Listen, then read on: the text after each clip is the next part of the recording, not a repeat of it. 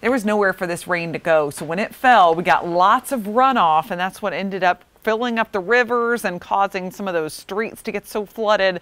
Luckily, we're going to get a long period to dry out now. We are done with the rain in the upstate as well as in northeast Georgia, but up in the mountains, we are still seeing a few showers right up near the Tennessee line, some snow mixing in there. It's all on the back edge of the system. Not going to be a huge deal, but up near the Tennessee border, you could see a few snowflakes over the next few hours. So definitely not quite done with us yet, this system, as it's moving on off, but this is going to be the first big snow for areas like New York City, Pennsylvania, up through the northeast. And we're going to get the strong wind on the back edge of it too. So we'll feel those blustery conditions later on. What a view. Wow. We're starting to see the clouds clear out at Lake Hartwell. Just a great scene. If maybe you're about to head to dinner, you should see some pretty sights. Temperatures in the mid 40s right there on the lake. And we saw quite a bit of rainfall. In fact, nearly 2 inches of rain around the Greenville area. And that's on top of about 3 inches that we saw during the day on Monday. So adding up to nearly 5 inches of rain for much of the area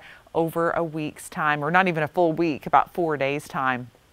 A flood watch continues because of the fact that we still have that runoff happening, not because we have any rain still falling, and that will likely be allowed to expire as we go towards 7 o'clock. Tomorrow morning, as you're waking up, we don't have to worry about any rain. It's going to be chilly though, 31 degrees around the Gaffney area. And if you're hitting the roads early in the morning, giving you the green light all the way. In the mountains, there could be some patches of black ice though, so be very careful in the high mountain locations.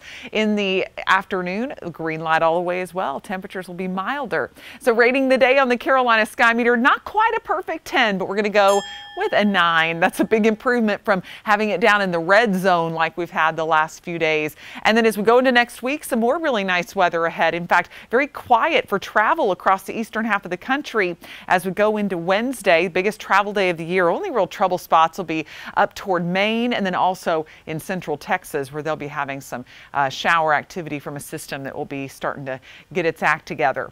Heading into next week, we should keep quiet weather. And I told you we're going to have a pretty good stretch of dry weather to finally dry out to get rid of all this mud around here. And that's going to be for about a 7-day stretch as it looks right now. Even Thanksgiving looks dry with highs that are seasonably cool in the 50s. So enjoy this nice sunny stretch. Of course,